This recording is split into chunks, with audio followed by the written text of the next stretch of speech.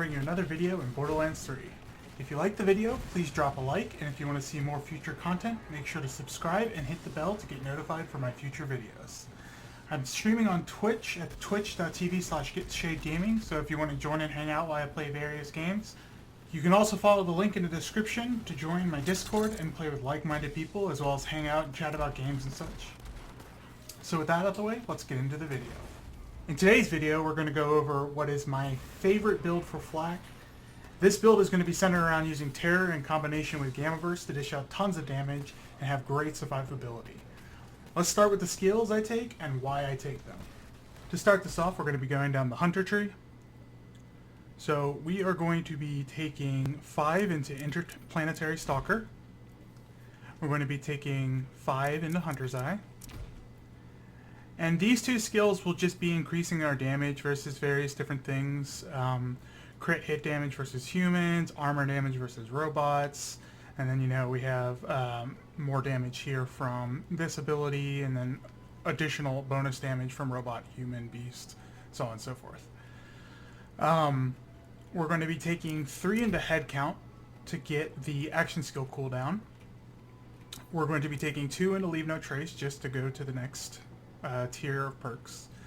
We're going to be taking 3 into big game, and we're going to be taking 3 into the most dangerous game. So big game is going to increase all of our hunter skills duration by 100% and our hunter skill effects by 30%, which is awesome. It's a great ability. It works well with most dangerous game and a couple of other abilities we're going to be using.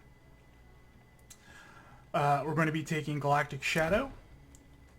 We're going to be taking 3 into Grim Harvest, and then we're going to be taking 1 into Megavore. So Galactic Shadow will increase our crit hit damage, and it'll also make our enemies not attack us as much, attack our pet more often, which is kind of what we're going for here. We're going to be taking Grim Harvest for the extra gun damage and action skill damage, and we're going to be taking Megavore for that crit hit damage, or crit hit chance, basically, on any gun or any hit that we do. It's great. It's a great ability to have. The next skill tree we're going to be going down is we're going to be going down the Stalker skill tree. We're going to be taking 5 out of 5 in Furious Attack to get that gun damage and handling. We're going to be taking 5 out of 5 in Eager to Impress for the cooldown time.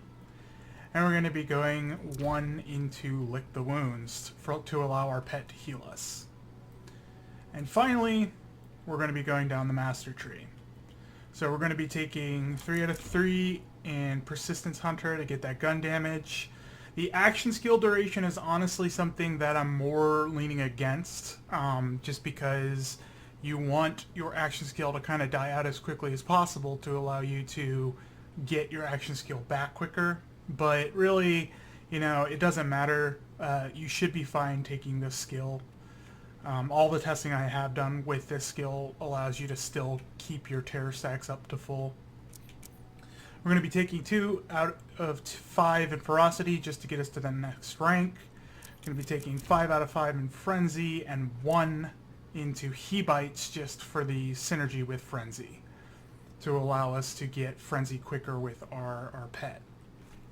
Now, the primary skill you're going to be taking is you're going to be taking Gamma Burst. You're going to just be taking the 2 augments that you can have, which is Atomic Aroma and Empathic Rage. Empathic Rage is, an amazing one, and Atomic Aroma is decent, I mean, it's at least going to help us out a little bit. It'll allow our pet to kind of do more radiation damage around him, which kind of synergizes well with the whole build. Then finally, for the pet we're going to be taking the Spider-Man Scorcher. So Spider-Man Scorcher is amazing. There's multiple different benefits for this. One of the biggest ones is your obvious elemental damage plus 30%.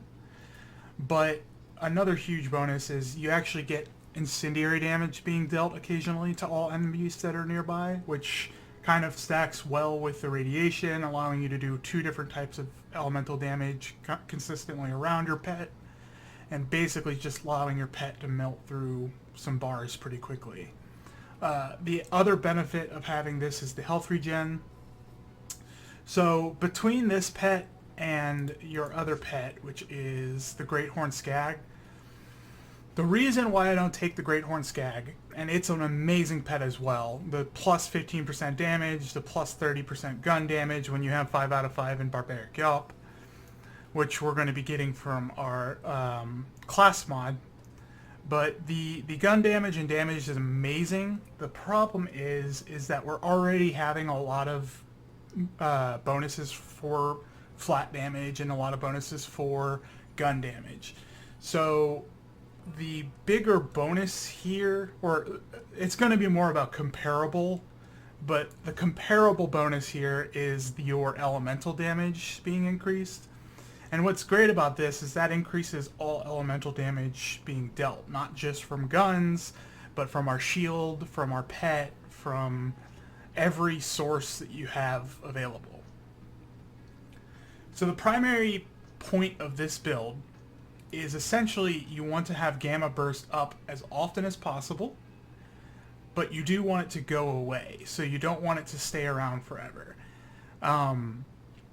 The biggest thing you have to keep in mind with this is you need to keep your pet up before activating Gamma Burst.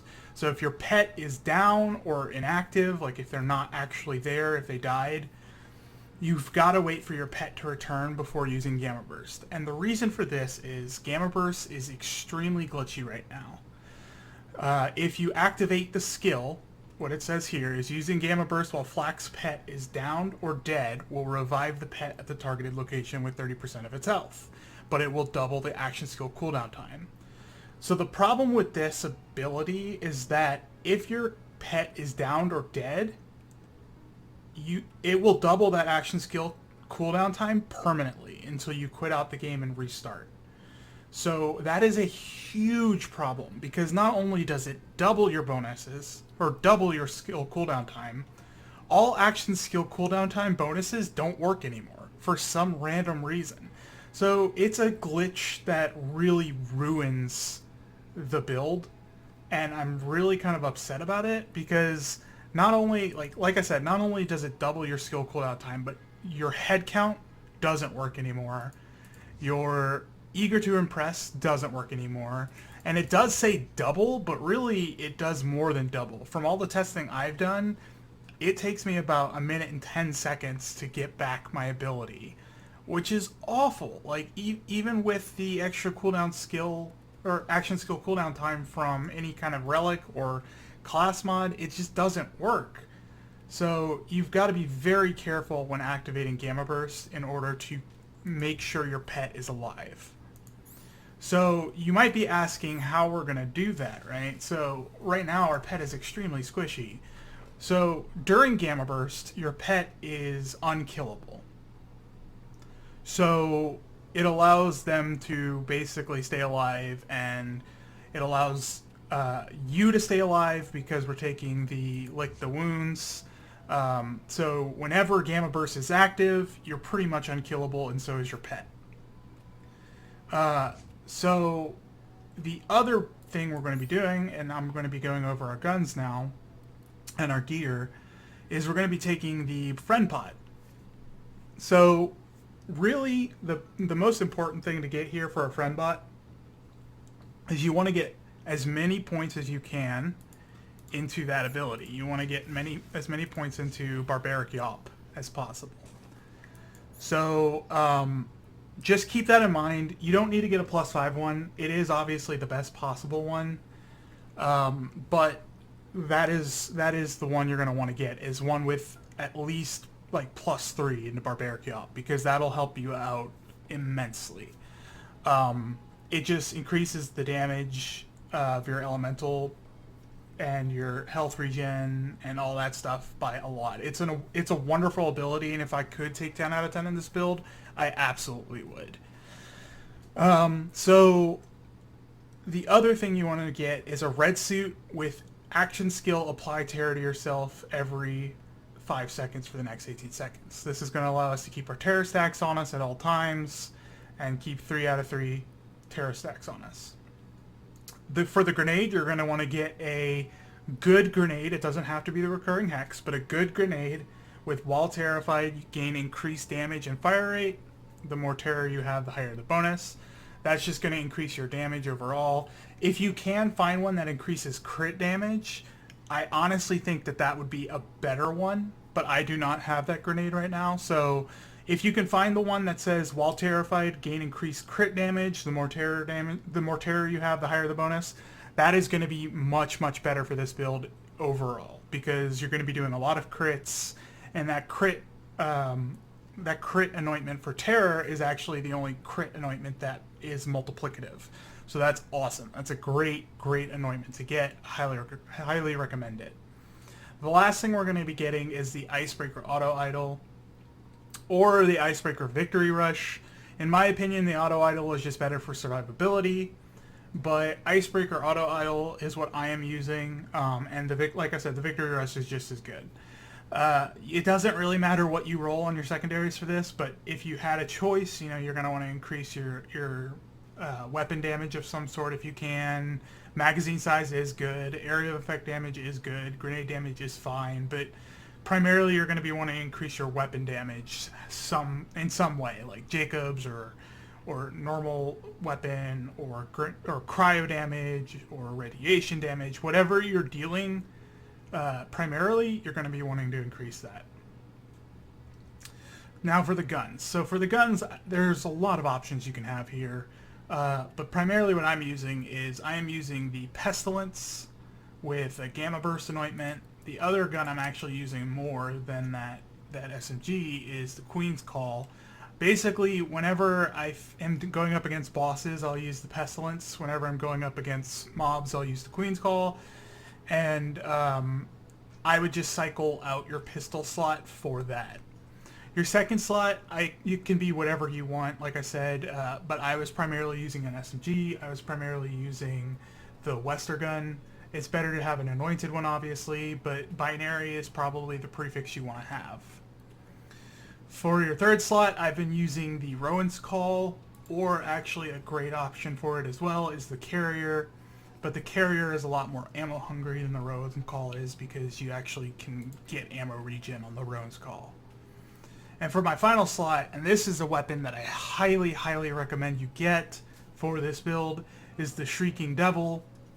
The Shrieking Devil is a gun that I went over in a previous video, and I'll link that video here. And basically what it does is it will shoot out a Nova that can scale off of overkill. So this gun really starts to dish out a ton of damage. And then if you have a radiation when using the red suit, you won't be dealing any damage to yourself, and allows you to basically just kill a lot of people all at once, getting a lot of benefits from things like your auto idol and your friend bot. So the friend bot will keep our pet alive. Basically, if your pet is down, before you activate Gamma Burst, you need to kill one enemy. Once you kill that one enemy, your pet will be up. You can immediately activate Gamma Burst, and then you'll be unkillable for a while. To make sure that your pet will be able to pick you up, if you do go down, you're going to want to make sure you're around your pet if you're taking a lot of damage. Otherwise, you can be far away, and you'll be taking less damage anyway. They'll be focusing on your pet more. So yeah, I mean, just play around with it. You'll see how the build works. It's a really fun build. I highly recommend you guys try this out. This is probably, in my opinion, the best survivable flak build, as well as highest damage you can get. One final thing before we finish talking about the build is I want to go over how gun damage is calculated. So let's start with the formula, which I'm showing on screen now. Basically, your total damage is going to be equal to the gun damage of the gun itself times 1 plus all gun damage modifiers. So anything that says gun damage, weapon damage, that all will get added together and then added to 1 and then multiplied to gun damage. So let's say you have 25% extra gun damage, so, and another like 10% extra gun damage. So we're going to add gun damage together. So you're going to get 25 plus 10, which is 35%. you're going to take that percentage of 1, so that'll be 0.35. Then you're going to add that 0.35 to 1 and multiply that by your gun damage. That will apply to everything else I'm talking about as well. So the next modifier, and the reason why I choose to go with the Spider Ant, is the elemental damage is actually multiplicative to your gun damage bonuses. So you'll get 1 plus your elemental damage bonus. So we're getting 30% extra elemental damage, so that makes us have 1.3 times the previous amount. Then you add in your elemental effect, which is basically like if I'm using armor, for example, against, or if I'm using corrosive against health, or corrosive against armor, that elemental bonus, so I think it's like 65% less, so it would be a negative 35%, or let's say you're doing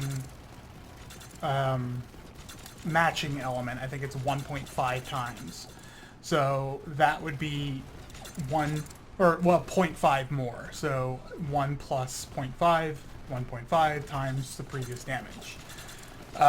Then you factor in your crit, so crit is 2 times the damage you deal. So then you add in those crit modifiers, so you get your sniper bonus, which all snipers deal more crit damage than anything else. I think it's about 20-30% more. Your weapon crit bonus, so the weapon part that adds crit, if that exists, that gets added. Your manufacturer crit bonus, so that is going to be like certain manufacturers get a crit bonus that's not listed, like Jacobs. Jacobs gets a 10% bonus crit damage that's not actually listed from people testing that. Then finally you add in your crit skills, crit class mod, crit guardian rank, and regular crit anointment. And if you have the anointment for the terror crit, that actually gets multiplied separately, kind of like another multiplicative modifier rather than getting added into that final bit. And then I believe here you would add the total damage dealt gets multiplied by those percentages. So with Flak, he gets a lot of natural total damage bonuses, and that would get added here. So that is how you would calculate all of this, and I just wanted to make sure I went over this and went over why exactly I'm choosing like the Spider Ant over the Skag. Even though the Skag gives more numbers, the Spider Ant might actually give a better, more beneficial boost when you combine that with the fact that he also gives health regen. And also, if I'm already doing a ton of gun damage modifiers, that 30% gun damage isn't going to be as beneficial as that 30% elemental damage is going to be. However, the 15% total damage is going to be very beneficial, which is why I say that the Great Horn Skag is pretty much on par with the Spider Ant, because you get like more damage from the Great Horn Skag, but the Spider Ant does a little bit more for you in general. Okay guys, that's going to wrap it up for this video. If you liked the video, please leave a like, and if you have any comments or suggestions for what I can do to improve or what you want to see next, leave it down in the comments below. I do read and reply to every comment and really appreciate your support. Thanks again for watching, and I'll see you next time. Peace.